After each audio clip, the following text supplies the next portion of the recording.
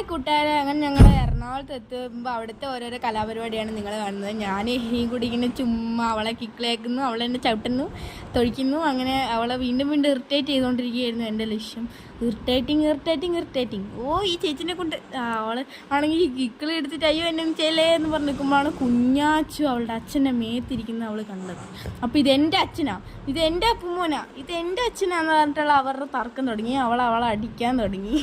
അവൾ ചിരിക്കുന്നുണ്ട്. അപ്പുമോൻ വെറുതെ അടിക്കല്ലേ പറഞ്ഞപ്പോൾ അവൾക്ക് വിഷമമായപ്പോൾ അവൾ കരയാൻ തുടങ്ങി. അപ്പം ഞാൻ പറഞ്ഞു, എന്തിനാ കുഞ്ഞാച്ചി ഇങ്ങനെ പ്രശ്നമാക്കുന്നത്, ഇറങ്ങി വാ, ഇങ്ങോട്ട് ഇറങ്ങി വാ. അവളാണെങ്കിൽ ഒറ്റ കാലിൽ നിൽക്കുകയാണ്. ഞാൻ എൻ്റെ അപ്പുമോനാണ്, ഇത് എൻ്റെ അപ്പുമോനാണ്, ഞാൻ വിട്ടുകൊടുക്കൂല. അവൾ ഏച്ചി അടിക്ക്, നിർത്താതെ അടിക്ക്. അവൾ ചിരിച്ചോണ്ടിരിക്കുകയാണ്. അങ്ങനെ കുറേ നേരത്തെ പരിശ്രമിച്ചിട്ട് അവൾ വരുന്നില്ല. കുറേ നേരം ഞാൻ അപ്പുവിൻ്റെ കൂടെ മൊബൈൽ കൊണ്ട് കിടന്നപ്പോൾ ഞാൻ അപ്പുവിൻ്റെ വയറ്റിൽ കിടന്ന് അങ്ങ് ഉറങ്ങി. അപ്പം അടുത്തൊരു വീഡിയോ ആയിട്ട് പിന്നെ കാണാം. ബൈ.